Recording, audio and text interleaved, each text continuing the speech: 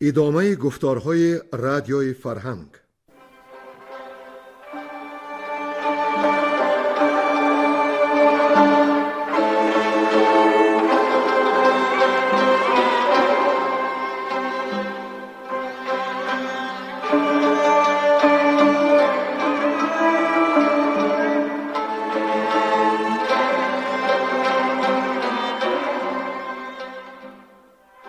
بسا رنج بردم در این سال سی، عجم زنده کردم بدین پارسی. بسا رنج بردم در این سال سی، عجم زنده کردم بدین پارسی.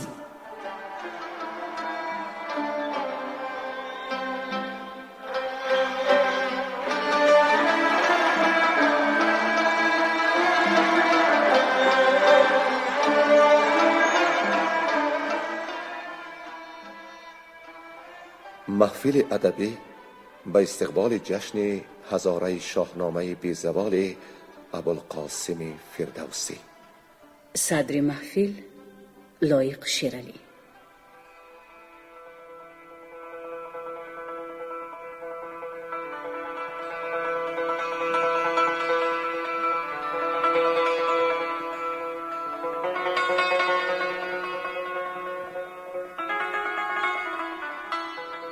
چنان که شنوندگان عزیزی ما میدانند، ما در گفتار پیشین داستان جنگ رستم با اکواندیو را خواندیم. امروز آغاز میکنیم به خواندن داستان شورانگیز بیژن و منیژه. اما چنان که میان ما و شنوندگان عزیزی ما قرار هست، باید پیش از خواندن هر داستان ما پاره از گفتارهای بزرگان در ستایش خداوندگار شاهنامه بخوانیم. این بار میخواهیم که روایتی از بهارستان عبدالرحمن جامی برای شنوندگان بخوانیم. جامی هم که یکی از بزرگترین شاعران فارس تاجیک است، در پیشگاه حکیم توسی سجده می آورد و این حکایت را در بهارستان آورده است. وی از توس است و فضل و کمالات وی ظاهر. کسی را که چون شاهنامه نظمی بود، چه حاجت به مدح و تعریف دیگران. میگویند که وی به دهقند مشغول می بود، بر وی تعدی رفت. به قصد تظلم رو به غزنین که تختگاه سلطان محمود بود آورد. چون به آنجا رسید و بر باغستان آنجا می گذشت، دید که 3 تن نشستند و به معاشرت اشتغال تمام دارند. دانست که از ملازمان سلطانند. با خود گفت پیش ایشان روم و از ایشان کیفیت حال معلوم کنم. چون نزدیک ایشان رسید، از وی متوحش شدند و گفتند مجلس ما را منغص خواهد ساخت. هیچ به از آن نیست که چون بیاید گوییم ما شاعران پادشاهیم و با غیر شاعران صحبت نمی داریم و 3 مصرع بگوییم که رابع نداشته باشد. پس گوییم هر کس مصرع رابع بگوید با او صحبت می داریم و اگر نه ما را معذور دارد. چون به ایشان رسید، آنچه به خود مخمر ساخته بودند با وی بگفتند. گفت آن مصرع ها را که گفتید بخوانید. عنصری گفت چون عارض تو ماه نباشد روشن. فرخی گفت هم رنگ رخت گل نبود در گلشن. اسجدی گفت مژگانت گذر همه کند از جوشن. چون فردوسی این 3 مصرع بشنید، بدیهتاً گفت مانند سنان گیو در جنگ پشن. ایشان از آن متعجب شدند و از قصه گیو و پشن استفسار نمودند. آن را مشروح بگفت. بعد از آن به مجلس سلطان افتاد و مقبول نظر وی شد و سلطان وی را گفت مجلس ما را فردوس ساختی و بدان سبب فردوسی تخلص کرد. و چون چند ماه برآمد به نظم شاهنامه مأمور شد. 1000 بیت بگفت و پیش سلطان آورد. تحسین ها یافت و 1000 دینار زر سرخش انعام فرمود. پس در مدت 30 سال شاهنامه را تمام ساخت و پیش سلطان آورد و به دست آنچه پیشتر واقع شده بود در مقابله هر بیت 1 دینار زر سرخ توقع می داشت. حاسدان خوض کردند و گفتند شاعری را چه قدری آن که وی را بدین قدر عطا سرفراز گردانند، وسیله وی را به 60,000 درم قرار دادند. فردوسی از آن معنی برنجید. میگویند که در آن وقت که آن درم ها آوردندی در حمام بود و چون از حمام بیرون آمد 20,000 درم به حمامه داد و 20,000 به فقاعی که فقاع چند به دست آورده بود و 20,000 به کسانی که آن را آورده بودند و سلطان را به 40 بیت کمابیش مذمت کرد که از آن جمله این است چند بیت: اگر شاه را شاه بودی پدر، به سر بر نهادی مرا تاج زر. چو اندر تبارش بزرگی نبود، نیارست نام بزرگان شنود. پس از آن مخفی شد. هرچند وی را طلب کردند نیافتند. بعد از چند گاه خواجه حسن میمندی که مرتبه وزارت داشت در شکارگاه بیت چند از شاهنامه و تقریبی که واقع شده بود بخواند. سلطان را بسیار خوش آمد. پرسید که این شعر کیست؟ گفت شعر فردوسی است. از آن کرده خود پشیمان شد و فرمان داد تا 60,000 دینار زر سرخ با خلعت‌های خاص نامزد فردوسی کنند و به طوس ببرند. اما طالع مساعدت نکرد. چون عطیه را به 1 دروازه طوس در آوردند، تابوت فردوسی را از دیگر دروازه بیرون بردند و از وی وارث 1 دختر مانده بود. آن را بر وی عرض کردند. همت ورزید و قبول نکرد و گفت مرا چندان مال و نعمت که کفاف معیشت باشد موجود است، احتیاج به آن ندارم. گماشتگان سلطان آن را به امارت رباط در آن نواحی صرف کردند. خوش است قدر شناسی که چون خمید سپیر، سهام حادثه را کرد عاقبت قفسی.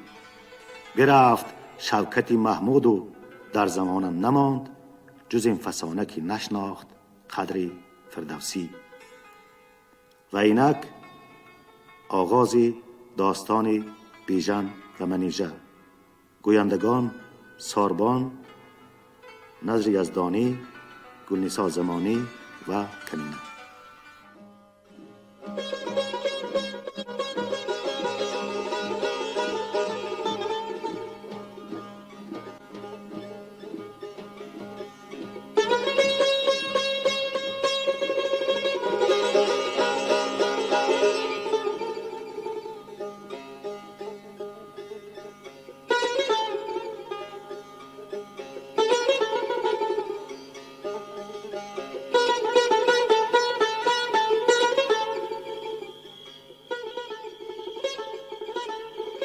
شبی چون شب روی شسته بقیر، نه بهرام پیدا نه کیوان نه تیر. دیگر گونه آرایش کرد ماه، بسیج گذر کرد بر پیشگاه. شده تیره اندر سرای درنگ، میان کرده باریک و دل کرده تنگ. ز تاجش 3 بهره شده لاجورد، سپرده هوا را به زنگار و گرد. سپاهی شبی تیره بر دشت و راه، یکی فرش افگنده چون پر زاغ. چو فولاد زنگار خورده سپهر، تو گفتی بقیر اندر اندوده چهر. نمودم ز هر سو به چشم اهریمن، چو ماری سیاه باز کرده دهن. هر آنگه که برزد یکی باد سرد، چو زنگی برانگیخت زنگیست گرد. چنان گشت باغ و لب جویبار، کجا موج خیزد ز دریای قار. فرو مانده گردونی گردان بجای، شده سوست خورشید را دست و پای. زمین زیر آن چادری قیرگون، تو گفتی شدستی به خواب اندرون. جهان را دل از خویشتن پر هراس، جرس برگرفتن نگهبان پاس. نه آوای مرغ و نه حرای دد، زمانه زبان بسته از نیک و بد. نبود هیچ پیدا نشیب و فراز، دلم تنگ شد زان درنگی دراز.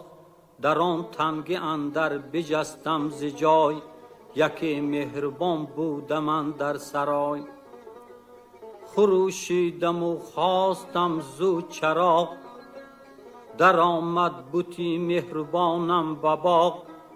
مرا گفت شمع از چی باید همی، شبی تیره خوابت نآید همی. بدو گفتم ای بود نیم مرد خواب، بیاور یکی شمع چون آفتاب. بنه پیشم و بزم را ساز کن، به چنگار چنگو می آغاز کن.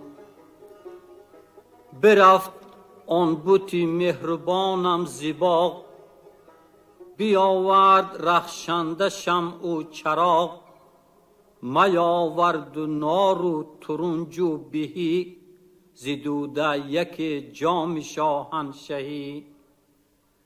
گه می گسارید و گه چنگ ساخت، تو گفتی که هاروت نیرنگ ساخت. دلم بر همه کام پیروز کرد، شبی تیره همچون گهی روز کرد. مرا مهربان یار بشنو چی گفت، از آن پس که گشتیم با جام جفت.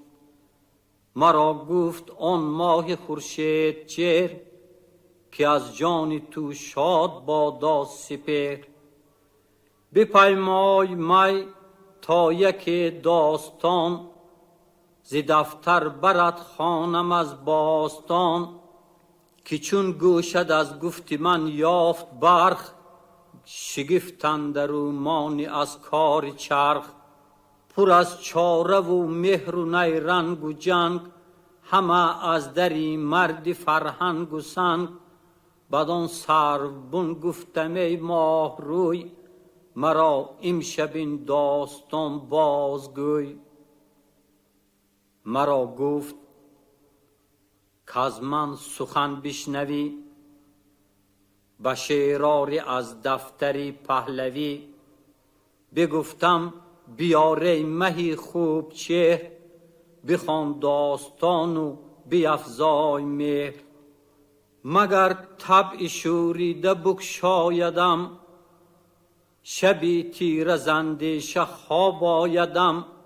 ز تو طبع من گردد آراسته، ایا مهربان یار پیراسته. چنان چون ز تو بشنوم در بدر، به شعر آورم داستان سر به سر. بگویم پذیرم ز یزدان سپاس، ایا مهربان جفت نیکی شناس. بخواند آن بتی مهربان داستان، ز دفتر نوشته گهی باستان.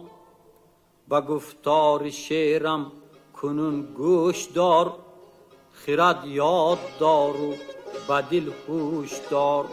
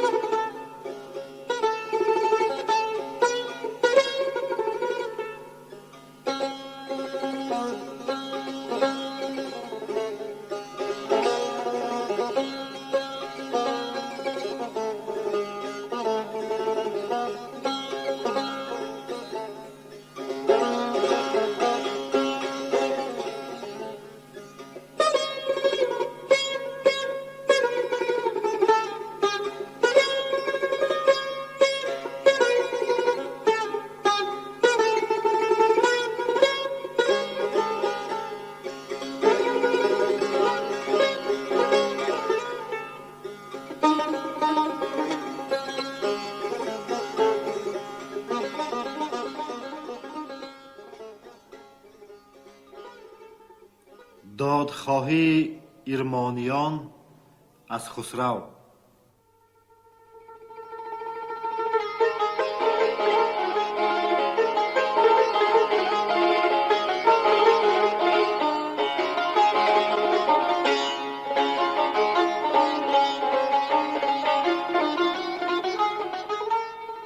چو که خسرو آمد به کین خواستن، جهان ساز نو خواست آراستن. ز توران زمین گم شد آن تخت و گاه، برآمد به خورشید بر تخت شاه. بپیوست با شهر ایران سپهر، بر آزادگان بر بگسترد مهر. زمانه چنان شد که بود از نخست، به آبی وفا روی خسرو بشست. به جویی که یک بار بگذشت آب، نسازد خردمند از او جای خواب. ز گیتی دو بهره بر او گشت راست، که کینی سیاوش همه باز خواست.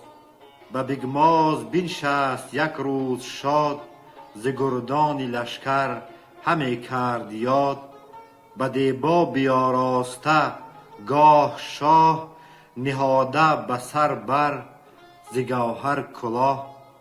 یکی جام یاقوت پرمی به چنگ، دل و گوش داده با آوای چنگ. بزرگان نشسته برآمیش به هم، فریبرز کاووس با گستهم. چو گودرز کشواد و فرهاد گیو، چو گرگین میلاد و شاپور نیو. شه نوذران طوس لشکر شکن، چو خراد و چون بیژن رزم زن. همه باده خسروانی به دست، همه پهلوانان خسرو پرست. می اندر قدح چون عقیق یمن، به پیش اندرون دسته نسترن. پری چهرگان پیش خسرو به پای، سری زلفشان بر سمن مشک سای. همه بزمگه پر ز رنگ و نگار، کمر بسته در پیش سالار بار. ز پرده در آمد یکی پرده دار، به نزدیک سالار شد هوشیار. که بر در بپایند ایرمانیان، سری مرز ایران و تورانیان. همه راه جویند نزدیک شاه، ز راه دراز آمده دادخواه. چو سالار هوشیار بشنید تفت، بر گاه خسرو خرامید و رفت. بگفت آنچه بشنید و فرمان گزید، به پیش اندر آوردشان چون سزید.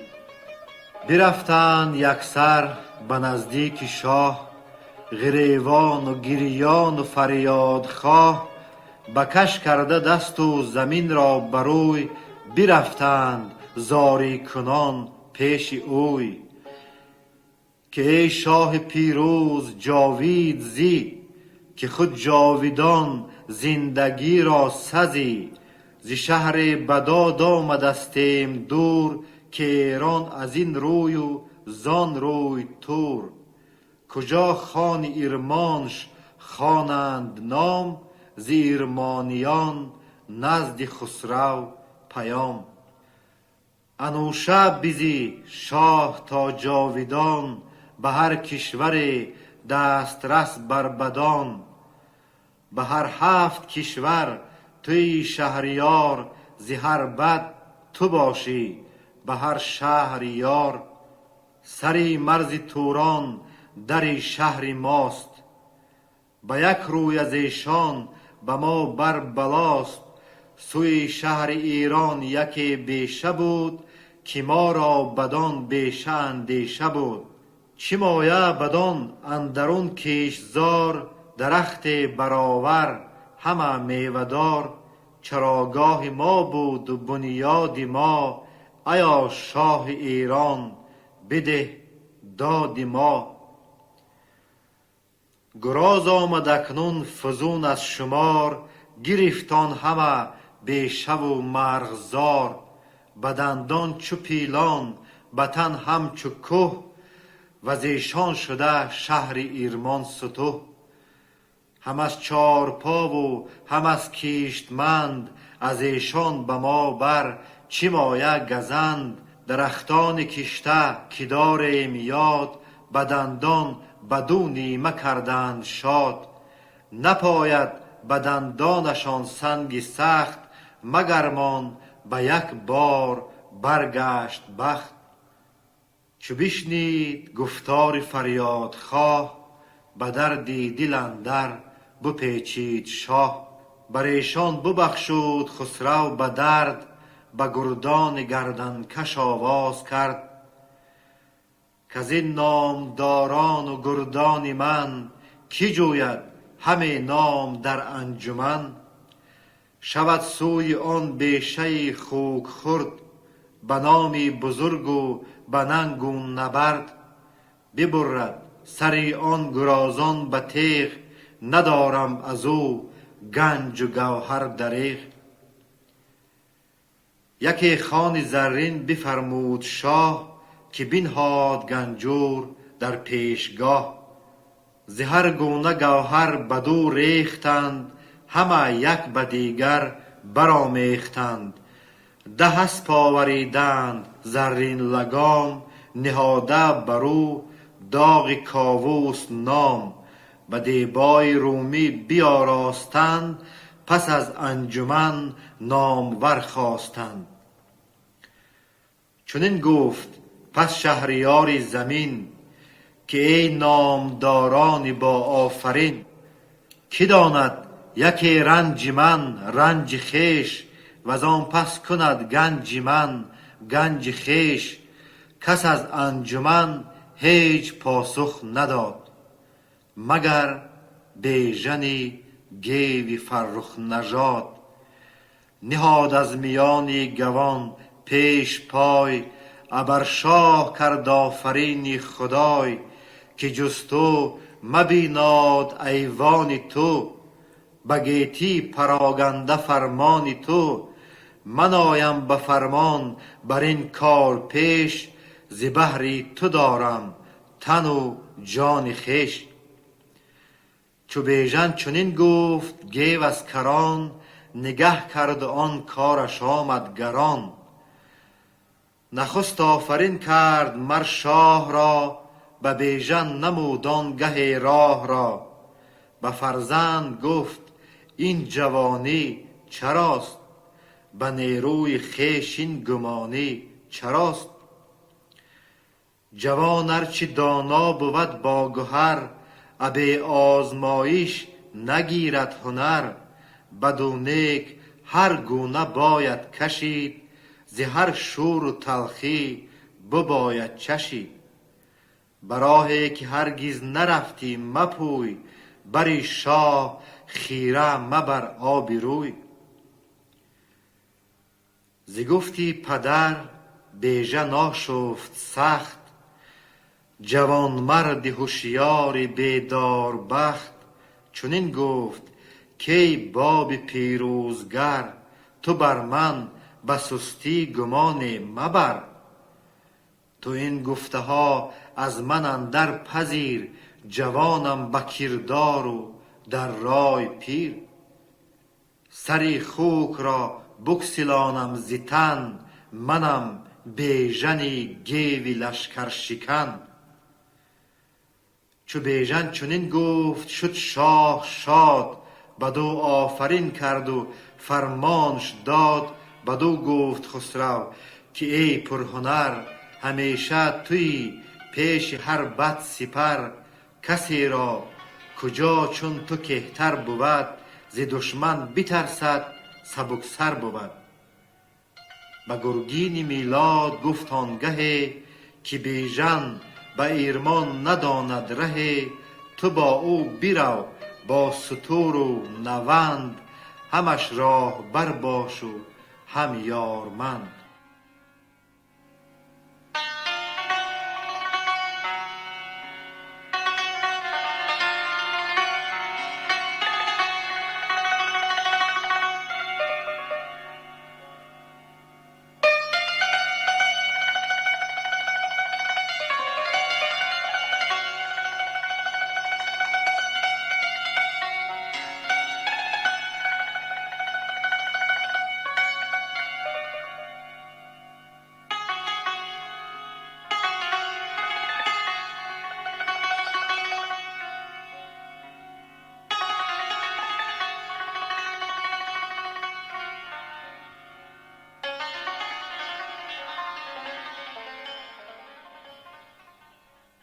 رفتن بیژن به جنگ گرازان.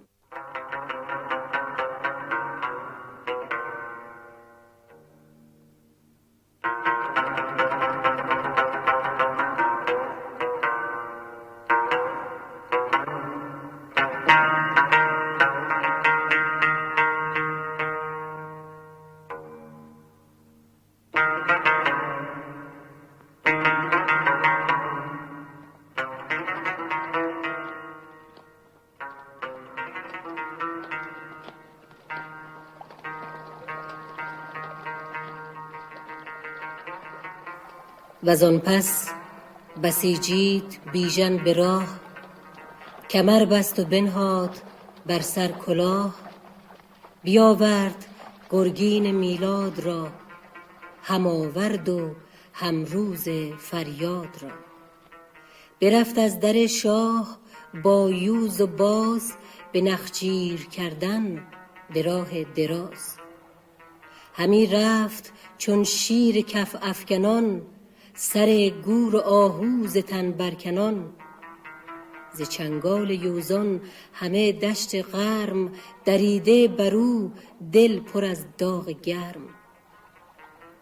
همی گردن گور خم کمند، چه بیژن چه طهمورث دیو بند. تذروان به چنگال بازندرون، چکان از هوا بر سمن برگ خون. بدینسان همه راه بگذاشتند، همه راه را باغ پنداشتند. رسیدند آنجا که آن بیشه بود، وزان شاه گردان پراندیشه بود. چو بیژن به بیشه برافکند چشم، بجوشید خونش بروبر ز خشم. گرازان گرازان نه آگاه از این، که بیژن نهاده است بر بور زین. یکی هولناک آتش افروختند، نشستند و هیزم همی سوختند. یکی خیک می داشتند آن زمان، گرفتند یک ماده گور گران. بکردند یک سر بر آتش کباب، بخوردند و کردند رای شراب. گشادند بر باده دست آن زمان، ببودند یک بادگر شادمان.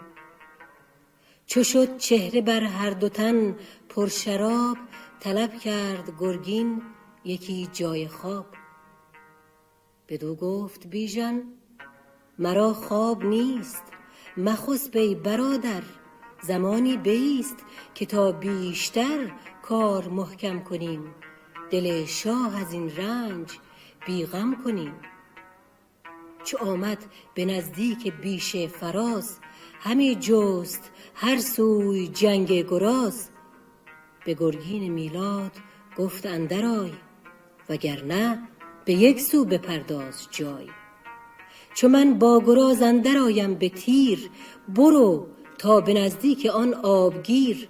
بدانگه که از بیشه خیزد خروش، تو بردار گرز و به جای آر هوش. هر آن کو بیابد ز چنگم رها، به یک زخم از تن سرش کن جدا. به بیژن چنین گفت گرگین گو، که پیمان نه این بود با شاه نو. تو برداشتی گوهر و سیم و زر، تو بستی مرین رزمگه را کمر، کنون از من این یارمندی مخواه، به جز آن که بنمایمت جایگاه. چو بیژن شنید این سخن خیره شد، همان چشمش از روی وی تیره شد. به بیشه در آمد به کردار شیر، کمان را به زه کرد مرد دلیر. چو ابر بهاران بخورید سخت، چو باران فرو ریخت برگ درخت. برفت از پس خوک چون پیل مست، یکی خنجر آب داده به دست. همه جنگ را پیش او تاختند، زمین را به دندان برانداختند. ز دندان همی آتش افروختند، تو گفتی که گیتی همی سوختند. گرازی بیامد چو آهرمنا، زره را بدرید بر بیژنا. چو سوهان پولاد بر سنگ سخت، همی سود دندان خود بر درخت. برانگیختند آتش کارزار، برآمد همی دود از آن مرغزار. بزد خنجری بر میان برش، به دو نیمه شد پیلتن پیکرش. چو روبه شدند آن ددان دلیر، تن از تیغ پرخون دل از جنگ سیر. سرانشان به خنجر ببرید پست، به فتراک شبرنگ سرکش ببست. که دندانشان پیش شاه آورد، تن بی سرانشان به راه آورد. به گردان ایران نماید هنر، ز خوکان جنگی جدا کرده سر. به گردون برافگند هر یک چو کوه، شده گاومیش از کشیدن ستوه.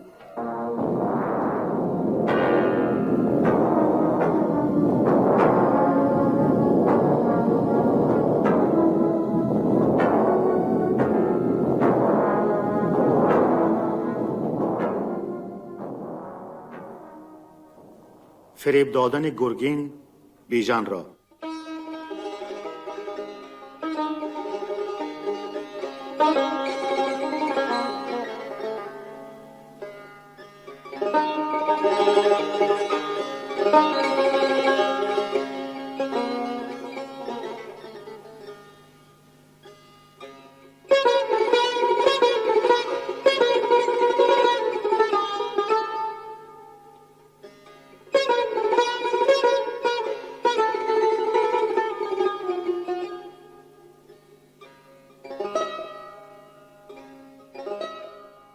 بداندیش گرگین شوریده هوش، به یک سو به بیشه در آمد خموش. همه بیشه آمد به چشمش کبود، برو آفرین کرد و شادی نمود. به دلش اندر آمد از آن کار درد، ز بدنامی خویش ترسید مرد. دلش را بپیچید اهریمنا، بدی ساختن خواست بر بیژنا. سگالش چنان بود نبشته چنین، نکرد هیچ یاد از جهان آفرین. کسی کو بره برکند ژرف چاه، سزد گر نهد در بن چاه گاه. ز بهر فزونی و از بهر نام، براه جوانی بگسترد دام. و بیژن چنین گفت که پهلوان، دل کارزار و خرد را روان. براید تو را این چنین کار چند، به نیروی یزدان و بختی بلند. کنون گفتنی ها بگویم تو را، که من چند ره بردم ایده را. چی با رستم و گیو و با گستهم، چی با طوس نوذر چی با گژدهم. چی مایه هنرها بدین پهن دشت، بکردیم و گردون بران برگذشت. کجا نام ما زان برآمد بلند، به نزدیک خسرو شدیم ارجمند. یکی جشنگاه است از ایدر ندور، به 2 روزه را اندر آید به تور. یکی دشت بینی همه سرخ و زرد، کزو شاد گردد دل راد مرد. همه بیشه و باغ و آب روان، یکی جایگاه از دری پهلوان. زمین پرنیان و هوا مشک بوی، گلاب است گویی مگر آب جوی. خم آورده از بار شاخ سمن، صنم شد گل و گشته گلگل شمن. خرامان به گردی گلانبر تذرو، خروشیدن بلبل از شاخ سرو. از این پس کنون تا نه بس روزگار، چونین چون بهشت آن لبی جویبار. پری چهره بینی همه دشت و کوه، به هر سو به شادی نشسته گروه. منیژه کجا دختی افراسیاب، درخشان کند باغ چون آفتاب. زند خیمه زانگه بدان مرغزار، ابا 100 کنیزک همه چون نگار. همه دوخت ترکان پوشیده روی، همه سرو قد و همه مشک موی. همه رخ پر از گل، همه چشم خواب، همه لب پر از می به بوی گلاب. همه دشت بینی بیاراسته، چو بتخانه چین پر از خواسته. اگر ما به نزدیک آن جشنگاه، شویم و بتازیم یک روز راه. بگیریم از ایشان پری چهره چند، به نزدیک خسرو شویم ارجمند. به گرگین چنین گفت بیژن جوان، بجنبیدشان گوهری پهلوان. گهی نام جستندران گاه کام، جوان بود جوانوار برداشت گام.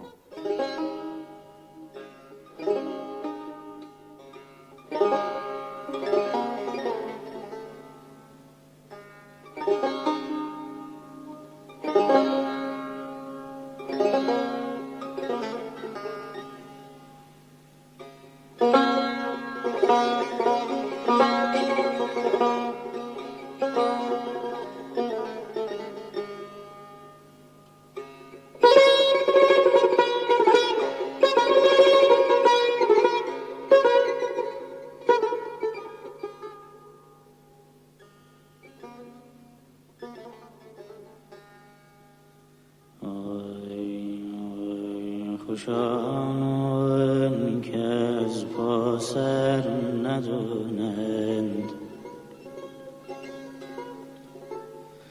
میون شال خشک و تر ندانند. که نشتان کرده و بتخانه بوده، سرای خالی از دلبر ندانند. داد و بیداد، داد و بیداد.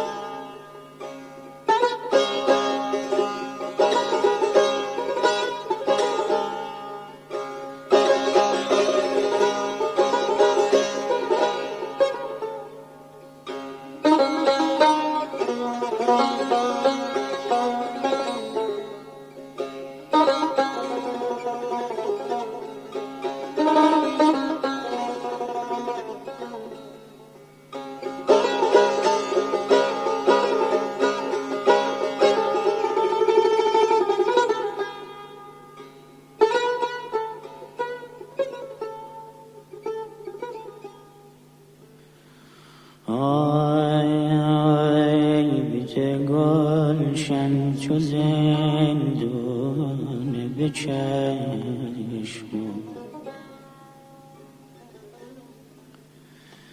گلستون آذرستون به چشم.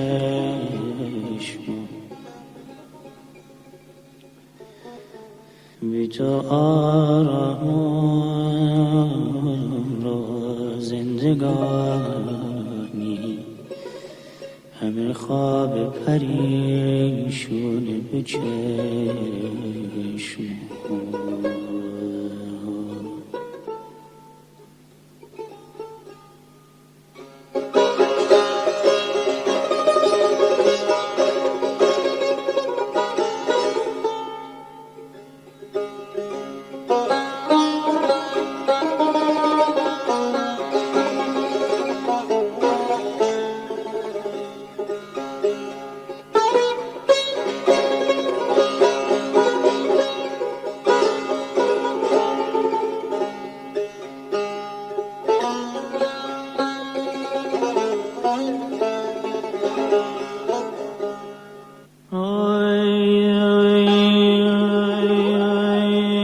مرا نسر نسامون آفریدن، پریشونم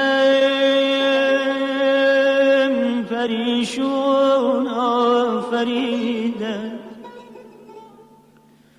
پریشون خاطرون رفتند در خواهد،